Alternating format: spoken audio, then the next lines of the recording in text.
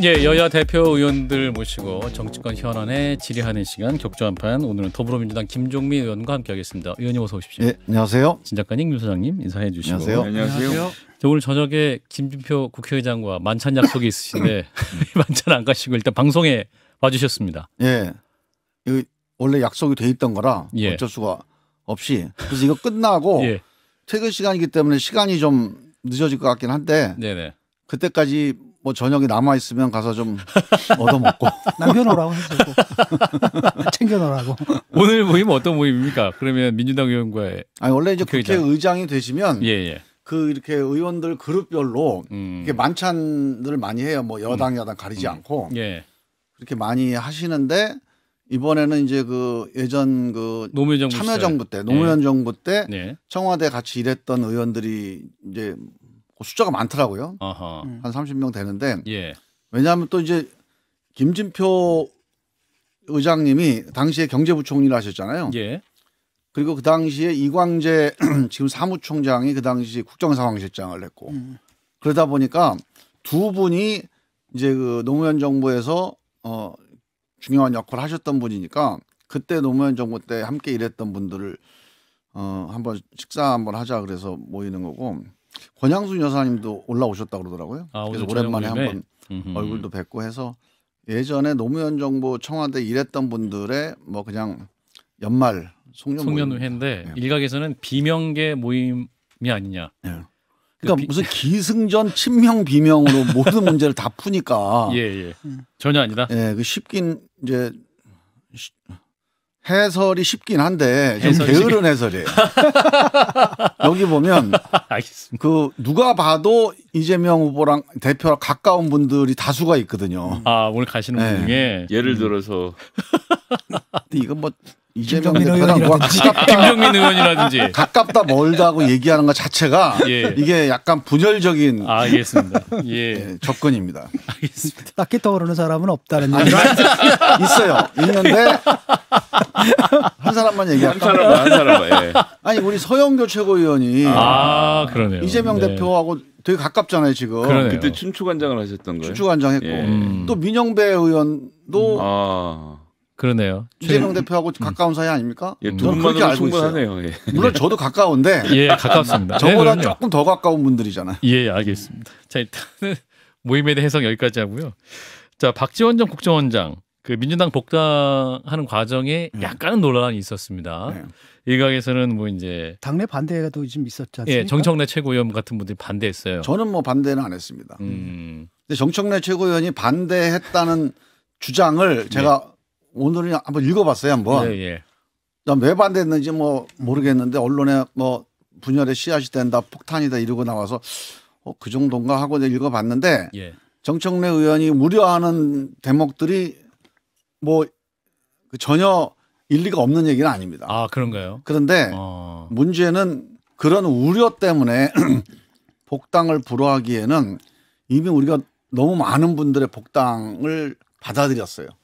근데 굳이 박지원 전 전 원장의 대표가 그 나머지 분들보다 훨씬 더 이제 문제가 심각하다. 복당을 불허할 네. 만한 그래서 복당을 불허하기에는 조금 저는 약간은 불공정할 수도 있겠다는 생각이 들어서 형평성 차원에서 보면 뭐 그냥 허용을 하는 게 자연스럽지 않겠나 이런 생각을 했고요. 단지 이제 정청래 최고위원이 우려했던 그런 우려에 대해서는 박지원 대표도 아마 잘 감안을 하시지 않을까 그렇게 생각을 합니다. 그래도 이재명 대표가 최고위원회 어떤 반반으로 나뉘어진 상황에서 결단을 했던 거는 어떤 식으로든 이것이 도움이 된다는 판단을 했던 걸까요? 그러니까 최근에 박지원 대표가 제가 얼마 전에 방송에서 이렇게 문 앞에서 만난 적이 있어요. 어느 방송국에. 대기실에서. 네. 그래서 잠깐 거기서만 4, 5분 동안 그 이제 스탠딩 토론을 한 적이 있는데 네. 저는 이제 그 민주당이 살아야 이재명 대표도 살릴 수가 있다. 이재명 대표를 살린다고 해서 민주당이 만약에 죽어버리면 이재명 대표 못 살린다.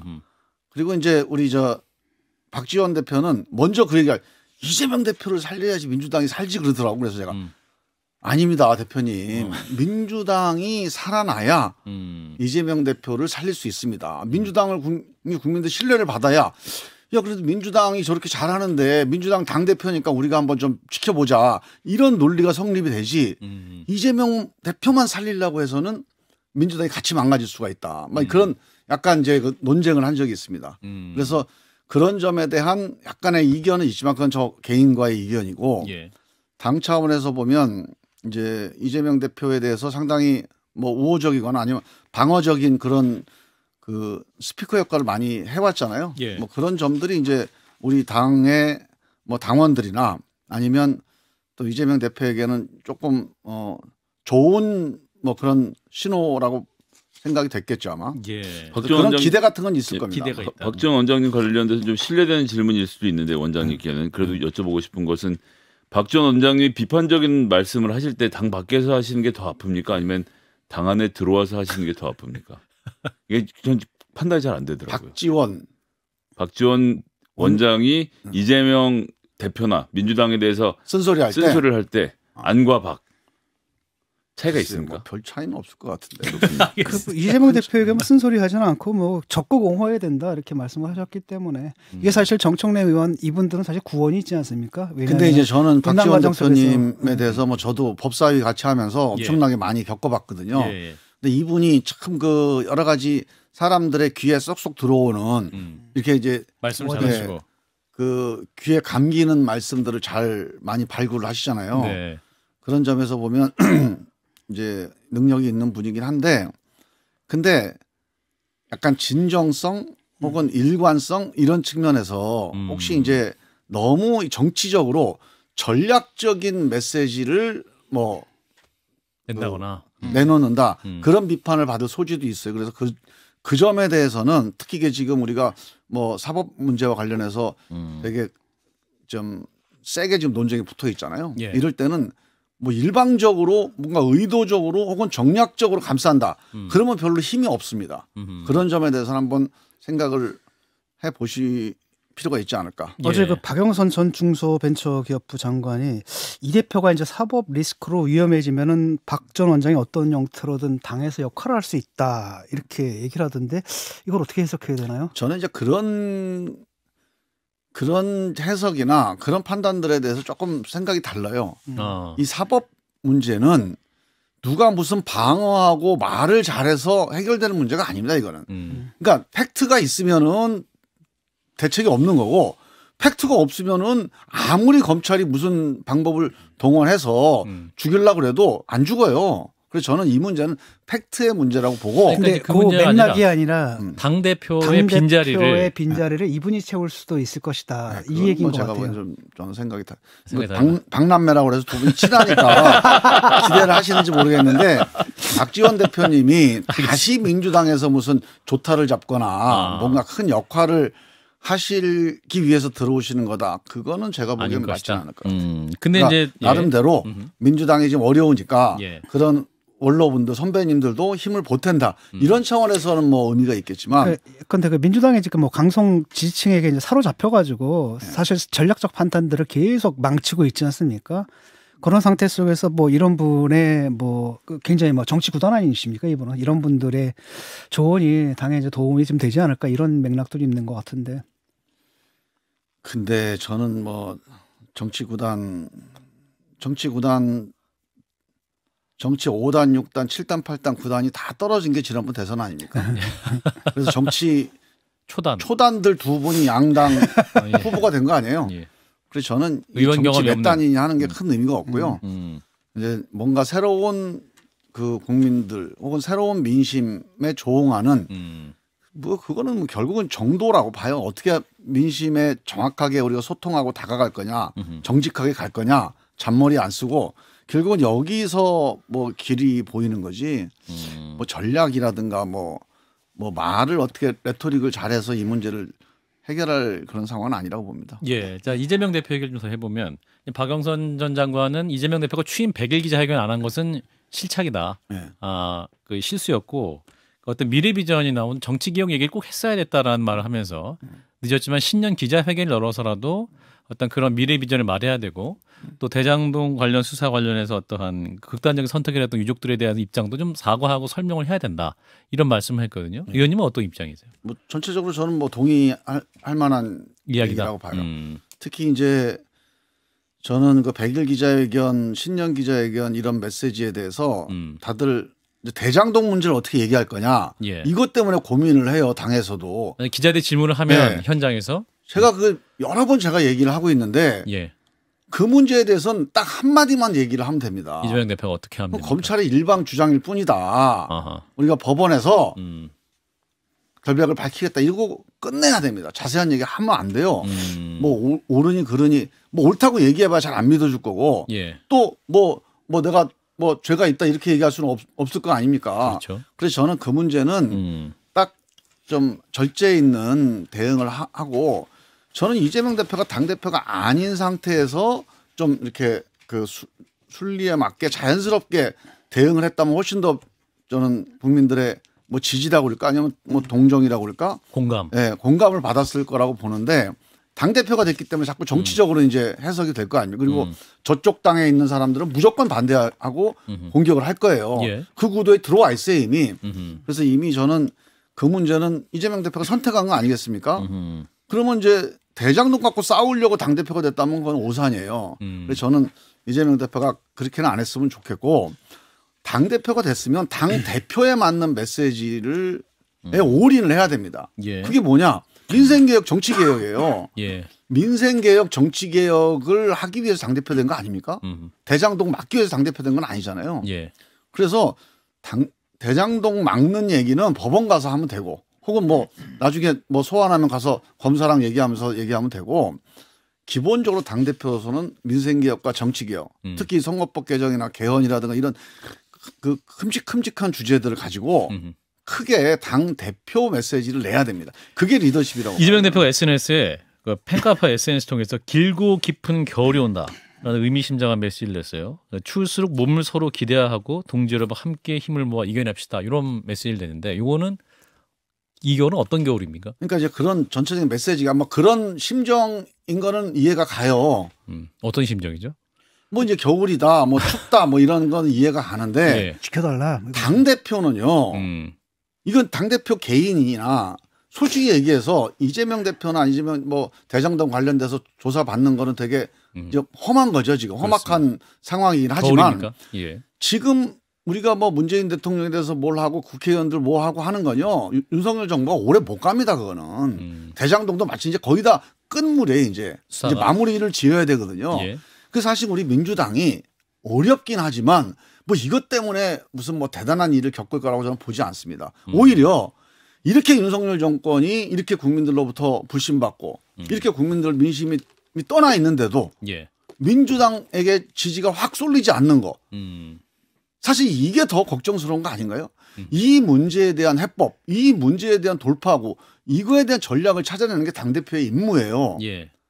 이건 축구 뭐 덮구의 문제가 아닙니다. 이런 거는. 새로운 전략과 대안, 희망 이 점에서 당대표에서의 리더십이 지금 안 보이고 있는 거 이게 오히려 걱정할 거지 날씨가 추운 게 중요한 게 문제가 아니에요 지금. 지금 뭐 근데 그 생각할 여유가 있을까요? 지금 뭐 김만배 씨. 지도자는 네. 그런 개인적인 상황에도 불구하고 그런 큰 방향에 대해서 또는 그 공동의 관심사에 대해서 그 미래와 희망에 대해서 내놔야 돼요. 그게 지도자가 그래서 외로운 거죠. 예, 근데 지금 뭐 그 정진상 그 정무조정실장 공소장에 이재명 대표가 지금 81차례가 언급이 됐거든요. 네. 그다음에 김만배 씨 그 측근들이 지금 둘이 또 구속이 돼버렸고 결국은 이제 그 검찰의 직접 수사를 피할 수 없을 것 같은데 이재명 대표에 대한 그때 또 이제 또 민주당에서 뭐 거부하고 또 이러지 않을까 걱정이 좀 되거든요.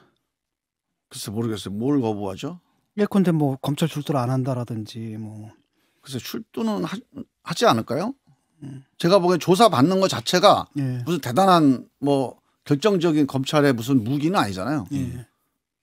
뭐 조사해봐야 아니라고 얘기하든지 모른다고 얘기하면 될 일이고 뭐 고문을 하겠습니까? 아니면 무슨 뭐 협박을 하겠습니까? 예. 저는 뭐 이재명 대표에 대한 조사가 검찰의 무기는 아니라고 봐요.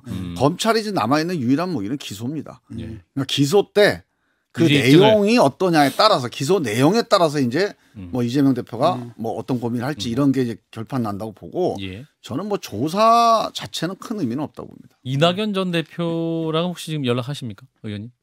아니요, 이제 미국 가신 다음에는 제가 연락을 안 해보셨습니까? 네. 그럼 현재 국내 상황에 대해서 어떻게 보고 계신지는 그건 모르죠, 제가. 답답하게 보고 계실까요?